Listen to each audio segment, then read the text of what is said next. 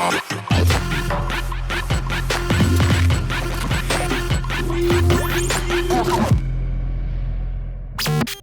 up, everyone? It's Fedde Le Grand. We are here at ADE 2016, and you're watching We Rave You TV.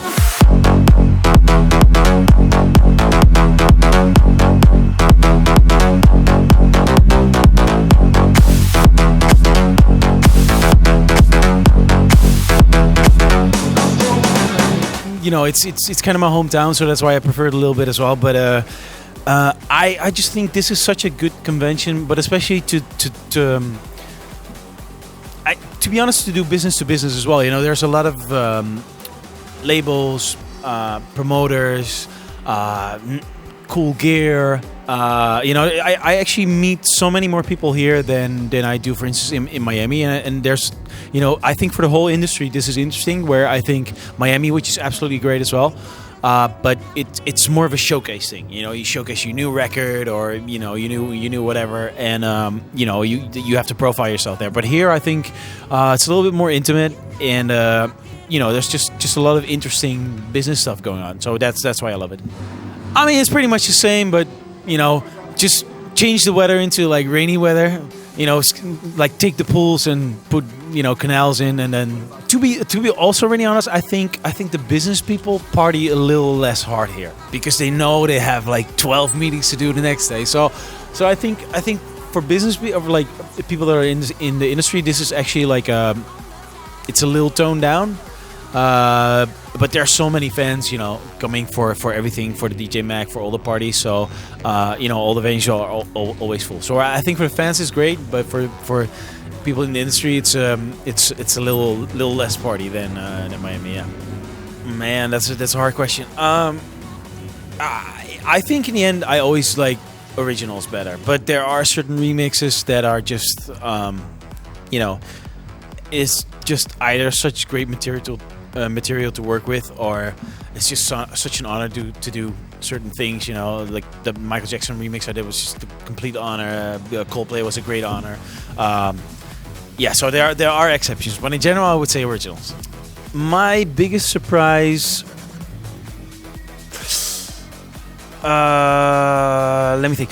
I have two big surprises for me. There's a festival I've been doing for a while actually, but they're doing so great, which is called Palmasus. It's absolutely amazing. And there's another festival called Untold Festival, and that was another huge surprise for me. I did it the first time a year ago, so this was the second year, and it's just absolutely amazing as well. So I think those are my two biggest, you know.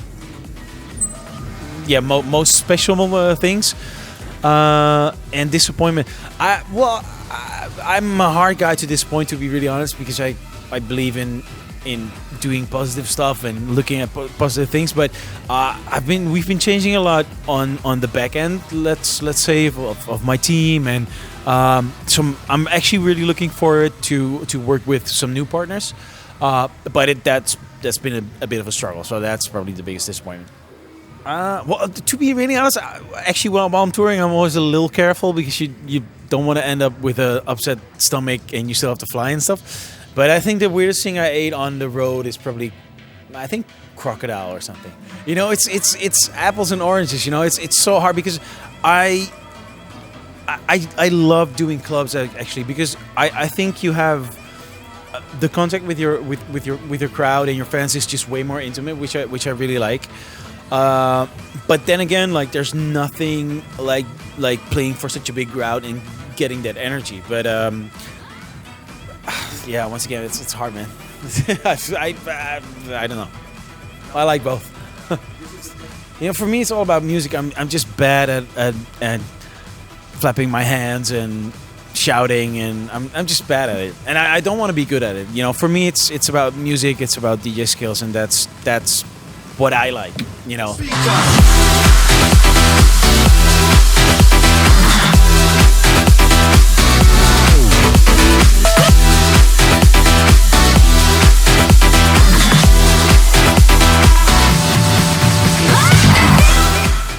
Yeah. Well, I would like actually producing and DJing was more or less at the same time, but I'm just really, or I hope at least after so many years, but I just really enjoy that. I think I'm pretty good at it by now, and I'm just. It's not that I dislike it, but I want to feel something, and then I'll act accordingly. But if I don't feel anything, I'm not gonna act like a whatever. So I'm not an actor. So that's why I think I'm more like a DJ than an artist. I don't know if it's a talent, but I used to do martial arts for a very long time. I used to teach actually. So and like most of my students like me as a teacher, so maybe I've hidden teaching skills. I don't know. Yeah. No, but yeah, I used to love that. Yep. I'm gonna say Sting. It's a little bit because I used to hate his music because my mom used to play it all the time. But but once I found out more and more about him, I think he's absolutely brilliant. And now I might even like it more than my mom maybe. But I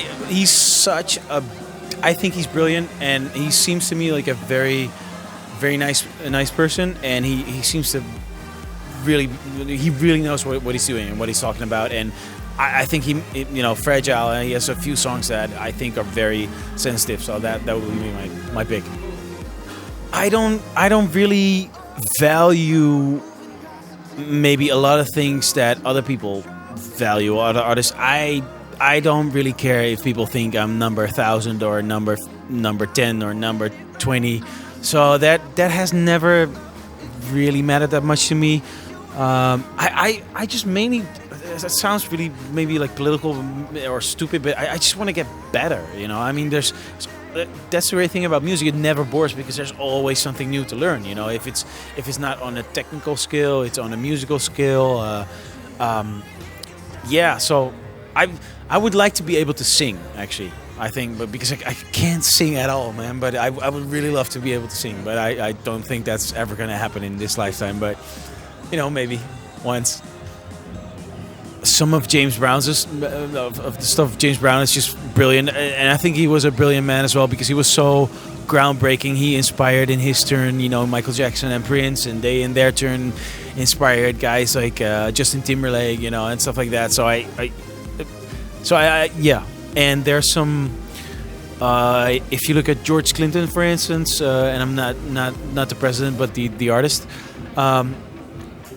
They did some amazing funk, and like so much stuff still today, like from hip hop to house, is still based on their stuff. So I think in the end that's probably what every artist wants is something that can withstand time. Like that's just an evergreen that's gonna be cool or interesting like forever. I think that's what every artist wants. I'm not sure. I would rather have something like. I don't know, Al Pacino or something, someone with a lot of character, I think it would be great.